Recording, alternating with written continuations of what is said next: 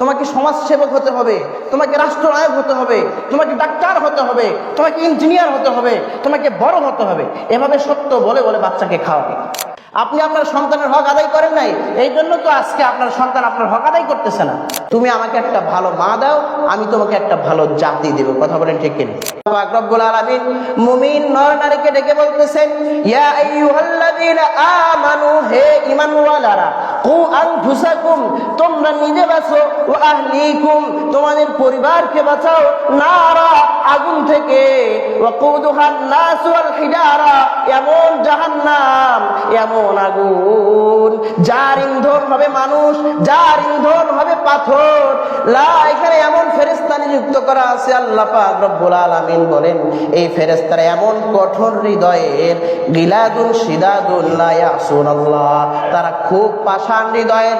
তোমাকে যখন জাহান্নামের আগুন পুড়ে ফেলবে, তোমার পা যখন পুড়ে ফেলবে, তুমি যখন চিৎকার করবে, গিলাদুন শিদাদুন, ফেরেশতাদের হৃদয়ে কোনো ভালোবাসা আসবে না। তুমি যখন তোমার পা যখন কোমর থেকে তোমার আগুনে যখন পুড়ে ফেলবে, তুমি যখন চিৎকার করবে, ফেরেশতারা কোনো সময় তোমার প্রতি পাষাণ হৃদয় থেকে নরম হৃদয় হবে না। তুমি যখন চিৎকার করবে, গলা পর্যন্ত যখন পুড়ে গেল, আমি শেষ, এই আগুনে আর থাকতে পারতেছি না, এমন আগুনে যখন তুমি থাকবা, তোমার হৃদয় যখন চিৎকার করবে, তুমি যখন চিৎকার করবা, আর পারতেছি না, এমন কঠিন জাহান্নাম, এমন কঠিন জাহান্নাম, আমারে বাঁচাও, আমারে বাঁচাও। ফেরেশতাদের গুণ দিয়ে আল্লাহ বলছেন, ওইখানে এমন ফেরেশতা নিযুক্ত করা আছে, কিতাবের মধ্যে আসছে, হাদিসের মধ্যে আসছে, জাহান্নামে এমন ফেরেশতা নিযুক্ত করা আছে যে ফেরেশতারা কানে কোনো শুনে না। তুমি চিৎকার, হাজার হাজার চিৎকার করলেও সারা বিশ্ব যদি তোমার আওয়াজ শুনতে পারে, ফেরেশতা তোমার আওয়াজ শুনবে না, তোমার জন্য ফেরেশতার কোনো দয়া আসবে না। কিতাবের মধ্যে আসছে, ফেরেশতারা থাকবে অন্ধ। জোরে জোরে যখন তোমার আঘাত করবে, তুমি যখন চিৎকার করবা, হায় আমি আর সহ্য করতে পারতেছি না, জাহান্নাম এত কঠিন, আল্লাহ বলেন ওইখানে আমি এমন ফেরেশতা নিযুক্ত করেছি যে ফেরেশতারা চোখে দেখে না, চোখে দেখলে তো মানুষের মায়া হয়, এই জন্য আল্লাহ এমন ফেরেশতা নিযুক্ত করেছেন যেই ফেরেশতারা চোখে দেখতে পারবে না, কানে তারা শুনতে পারবে না। যতই আঘাত করো, যতই তুমি চিল্লা পাল্লা করো, যতই বাঁচাও বাঁচাও বলো, ফেরেশতা তোমার প্রতি কোন প্রকারের নরম দিল হবে না। আল্লাহ বলেন, হে ঈমানদারগণ, তোমরা ওই জাহান্নাম থেকে বাঁচো। আল্লাহ বলছেন, ঈমানদারগণ, তোমরা নিজে ওই জাহান্নাম থেকে বাঁচো এবং তোমার পরিবারকে বাঁচাও। এখন আমার প্রশ্ন হলো, পরিবার কারা? পরিবারে কারা কারা থাকে? আপনি থাকে, আপনার মাতা পিতা থাকে, আপনার সন্তানাদি থাকে, ঠিক কিনা বলেন? এটা মিলেই তো একটা পরিবার। তো আল্লাহ বলছেন, ইয়া আইয়ুহাল্লাযীনা আমানু, হে ঈমানদারগণ, তোমরা ওই জাহান্নাম থেকে বাঁচো, নিজে বাঁচো, ওয়া আহলিকুম নারা, তোমার পরিবারকে বাঁচাও। এখন বলেন, আমি এর আগে যে আলোচনা করলাম, একজন পিতা, একজন মাতা তার সন্তানকে যে ভালোবাসে, যে মহাব্বত করে, এর মধ্যে কোনো স্বার্থ আছে? আছে বলেন? বাচ্চার ক্ষুধা লেগেছে, বাচ্চার ঠান্ডা লাগছে, বাচ্চার গরম লাগছে, বাচ্চা যখন একটু কান্না করে বসে, মায়ের হৃদয় আর ঠিক থাকতে পারে না। এমন ভালোবাসা দিয়ে আল্লাহ তাআলা পাঠিয়েছেন। হাদিসের মধ্যে আসছে, ভালোবাসা শুধু এতটুকুর মধ্যে সীমাবদ্ধ রাখলে চলবে না। একজন পিতা যেমন চায় তার বাচ্চাকে যেন ঠান্ডা না লাগে, তার বাচ্চাকে যেন খিদা না লাগে, তার বাচ্চাকে যেন গরম না লাগে, তার বাচ্চা যেন কষ্ট না পায়, দুনিয়ার যেমনি ভাবে তাকে কষ্টের থেকে একজন পিতা, একজন মাতা তাকে রক্ষা করার জন্য যেমন ভাবে প্রত্যেকটা সময় তার সিফটি দিয়ে থাকে, ঠিক তেমনি কিতাবের মধ্যে আসছে, কোরআনুল কারীম বলছেন, শুধু দুনিয়ায় সিফটি দিলে হবে না, কিভাবে ওই সন্তানরা জাহান্নাম থেকে বেঁচে যায়, জাহান্নামের আগুন থেকে বাঁচে, এই প্রচেষ্টা একজন বাবা আর একজন মাকে করতে হবে। এই চেষ্টা একজন বাবা, একজন মাকে করতে হবে। কে বলতেছেন? কোরআন বলতেছেন, নিজে জাহান্নাম থেকে বাঁচতে হবে এবং তার পরিবারকে, তার সন্তান আদি যেন জাহান্নামে না যায়, এই জন্য তাকে জাহান্নাম থেকে বাঁচানোর জন্য যত উপকরণ আছে, যত চেষ্টা আছে, সব চেষ্টা চালিয়ে যেতে হবে। আসলে আজকে আমরা শুধু চাই যে সন্তান আমার শ্রদ্ধা করুক, সন্তান কামাই করে আমার খাওয়া, সন্তান আমারে মানুক, সন্তান আমার কথা শুনুক, কিন্তু আমি তো ছোট্টবেলায় আমার পিতা, আমার সন্তানের কথা আমি শুনি নাই। আমার সন্তানের হক যেটা, এটা তো আমি আদায় করি নাই। সন্তানের হক কি শুধু তাকে কষ্ট থেকে বিরত রাখা? কিতাবের মধ্যে আসছে, সন্তানের হক, 1 নাম্বার হক হলো সন্তানের জন্য একজন ভালো মায়ের ব্যবস্থা করা। সুবহানাল্লাহ বলেন একটু। যাচ্ছেন কিতাবের মধ্যে বলতেছে যে এমন নারীকে দেখে বিবাহ করো যে নারীটা ভালো হবে, আমলে, আখলাকে, কথায়, বার্তায়, সব দিক থেকে চারিত্রিক ভাবে যদি সে ভালো হয়, তাহলে সন্তান যে সন্তান তার গর্ভে থেকে হবে, সেই সন্তান একজন ভালো মা পেল। আমরা ভালো একজন মা খুঁজবো, মেয়ের সম্পদ আছে কিনা এটা দেখবো না, মেয়ের অন্য অ্যাবিলিটি আছে কিনা ওইটা দেখবো না, আমরা সর্বপ্রথম যেটা দেখবো দিনদারিতা, একজন ভালো মায়ের জন্য ব্যবস্থা করে দেওয়া। আপনি যদি আপনার সন্তানকে একজন ভালো মায়ের ব্যবস্থা করে দেন, ওই যে একজন আপনারাই স্লোগান দেন যে তুমি আমাকে একটা ভালো মা দাও, আমি তোমাকে একটা ভালো জাতি দেব, কথা বলেন ঠিক কিনা? মা যদি ভালো হয়, বিজ্ঞানরা বলতেছেন এবং কিতাবের মধ্যেও আছে যে মায়ের পক্ষ থেকে, মার থেকে বাচ্চারা শিখে 80%, কয় পার্সেন্ট? আর বাকি 20% বাপের কাছ থেকে, নানার কাছ থেকে, দাদার কাছ থেকে শিখে। মার কাছ থেকে বাচ্চা পায় হলো 80%। তো একজন মা যদি ভালো হয়, মা যদি 80% শিক্ষাটা তাকে দিনদার শিক্ষা দেয়, তাহলে সন্তান ভালো হবে কি হবে না বলেন? আপনি, আমি, বাবা যারা, এরা তো ক্ষেত খামারে থাকে, এরা তো বিভিন্ন ব্যবসায় থাকে, বিভিন্ন দুনিয়া নিয়ে ব্যস্ত থাকে, বাড়িতে তো আর সময় দেওয়ার এরকম সুযোগ হয় না। এই জন্য কিতাবের মধ্যে এমনভাবে আল্লাহ তাআলা মাকে সেট করে দিয়েছেন যে মার থেকে 80% সন্তান পাবে। এই জন্য তার জন্য 1 নাম্বার কাজ কি করা? ভালো একজন মায়ের ব্যবস্থা করা, বিবাহের আগে এটা বিষয় খেয়াল করা যে মাটা যেন ভালো হয়। নাম্বার 2, শিশু যখন জন্মগ্রহণ করলো আল্লাহ রহমতে, যাকে আল্লাহ দিয়েছেন সন্তান, শিশু যখন জন্মগ্রহণ করলো, প্রথম কাজ হলো তার কানে আজান এবং ইকামত দেওয়া। ডান কানে আজান, বাম কানে ইকামত দেওয়া। কি দেওয়া বলেন? সন্তানের হক বলতেছি, যে হকগুলো হয়তো আপনি আমি ভাববো আরে আমি তো এগুলো পালন করি নাই, তাহলে আমি কিসের আশা করি যে সন্তান আমার হক আদায় করবে? আপনি আপনার সন্তানের হক আদায় করেন নাই, এই জন্য তো আজকে আপনার সন্তান আপনার হক আদায় করতেছে না।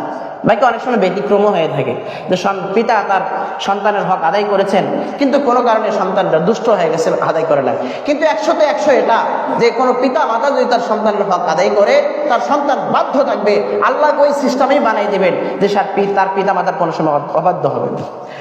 7ম দিনে তার মাথা মুন্ডানো, কি করা? মাথা নেড়ে করে দেওয়া।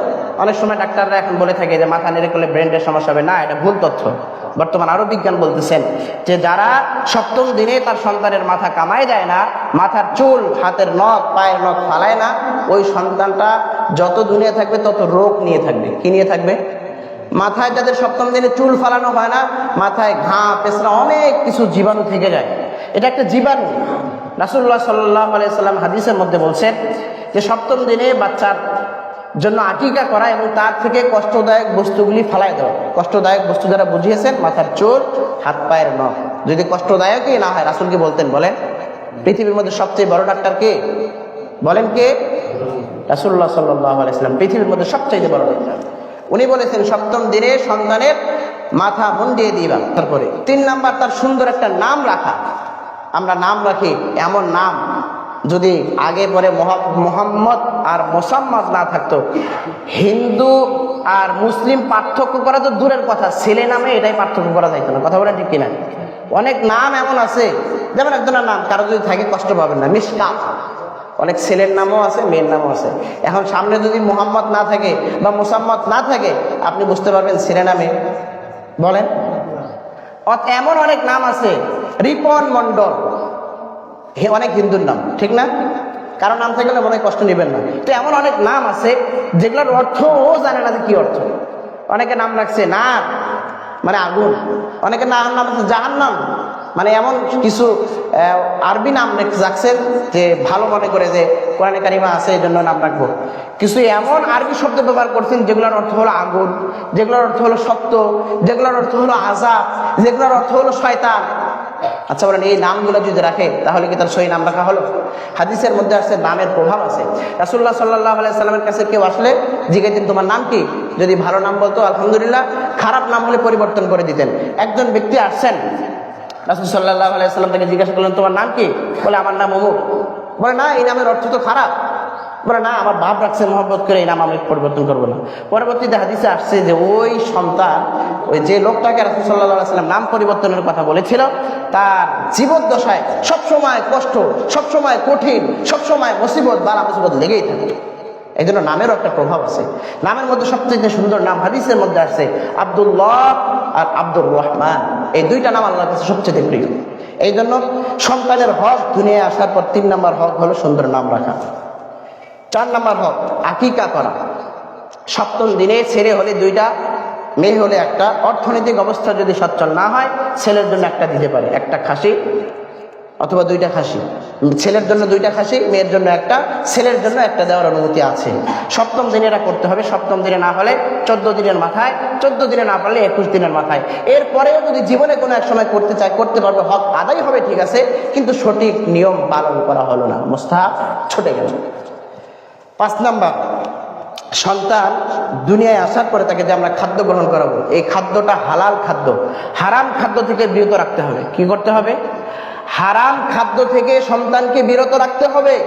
খুব মনোযোগ দেন। আমরা আজকে সকাল থেকে সন্ধ্যা পর্যন্ত খাটতেছি, অনেকের উপার্জনটাই হারাম।